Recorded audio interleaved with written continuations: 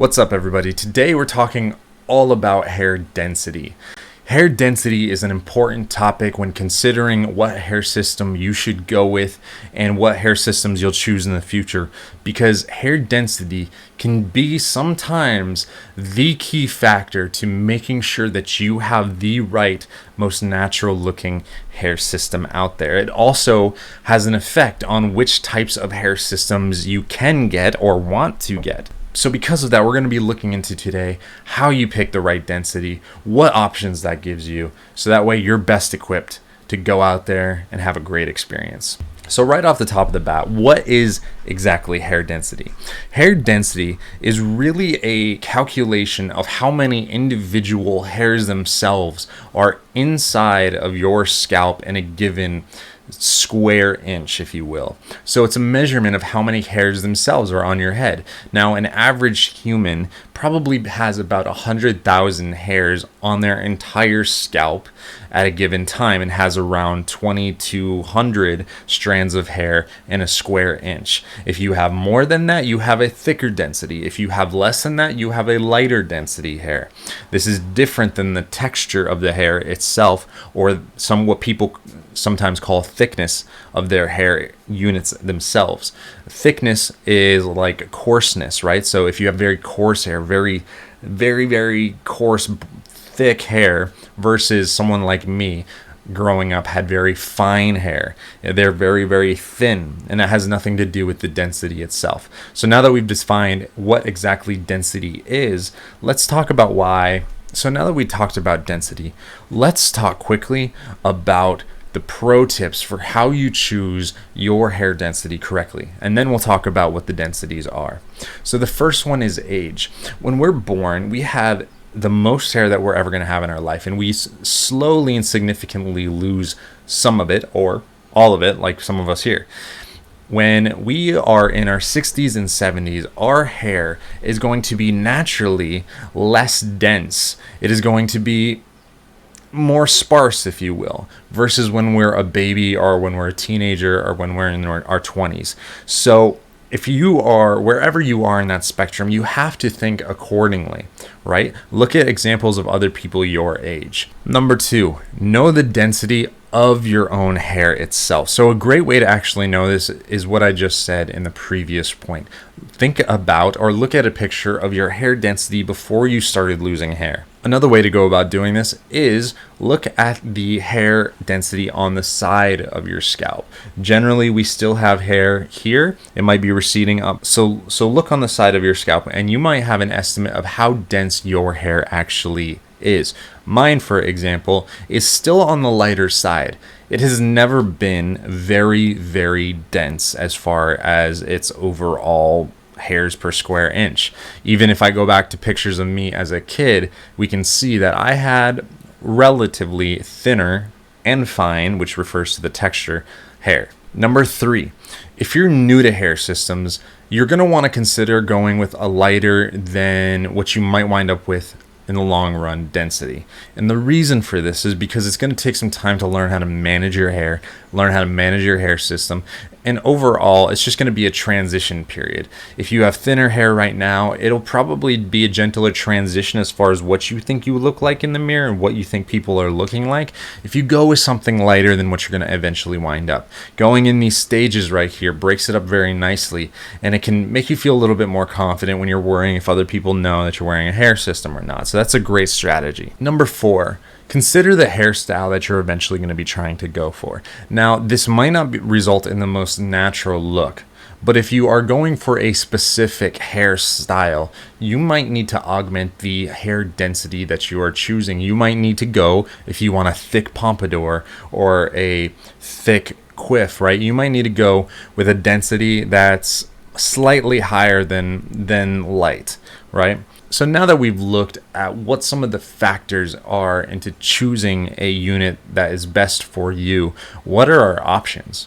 So they really range from a scale of extra light to extra heavy. So we have extra light, which is considered 50% density.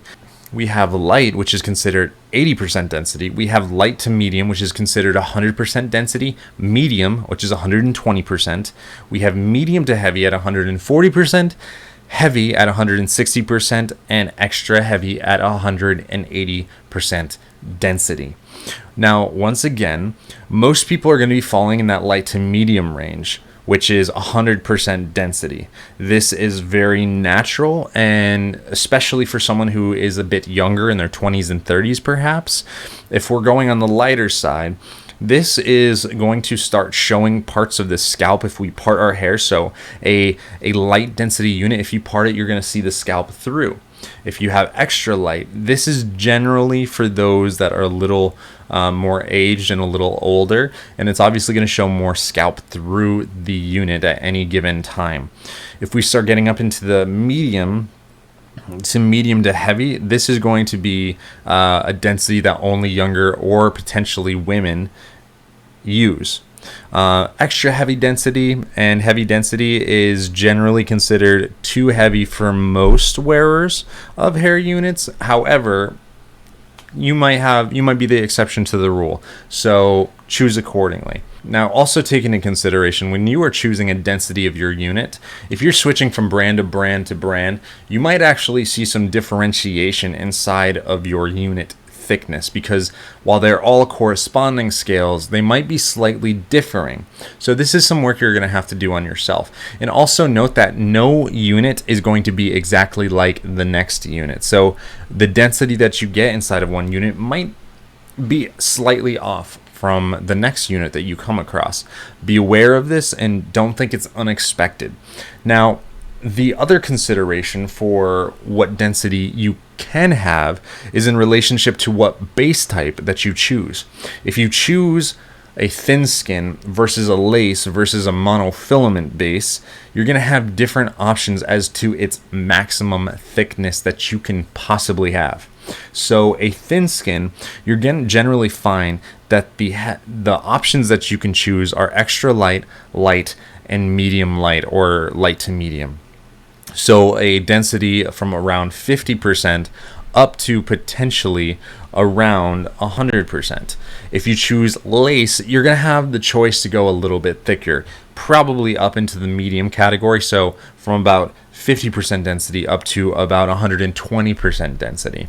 If you go with monofilament, you're basically going to be able to choose anything you want here, all the way up to 160% or 180% density. This is once again not really recommended for most people, as it does not generally give the most natural look. Most of our hair is not that thick. It just isn't. And if don't get hair greed, okay? You don't need that much hair in order for you to look natural. The goal is to look natural. Now, you might be asking yourself, well, if it's all the same price for the different densities, should I just order the one that's thickest for me? No. The reason for this, once again, is because we're going for the most natural look. Don't get hair greed. If you want it to look natural, you need to carefully calibrate what your hair thickness is. Just like someone with very thick hair on the side of their scalp should not go with a lighter than usual unit, because that will look like thinning hair. A person with thinner density should not be getting a unit that is too thick for them. It's going to have a unnatural appearance between the top and the sides of the unit. So this is something you got to be very, very careful with. Now, can you actually adjust the thickness of the unit once you have it? Yes, you can, and your stylist can definitely do this for you with something called thinning shears, which basically manage to carefully select some of the density out and trim it out. However, this is not going to get rid of some of the thickness around the base of the unit, and it's not going to create the most natural look or feel. In fact, it'll feel like there's some stubbles inside of your unit. This is generally, thinning shears are generally used for a aesthetic reason, to create a certain hairstyle that has some wispiness. This is not something that you want to rely on to get the heaviest unit possible and then to thin it out. So guys, I hope that this is a good primer for you to start looking at hair densities and to start choosing it. If you'd like, I can make some more videos on looking at individual hairstyles and the densities that you should be getting that correspond with it. Anyways, guys, like, comment, subscribe, hit the notification bell below, and we'll stay in touch.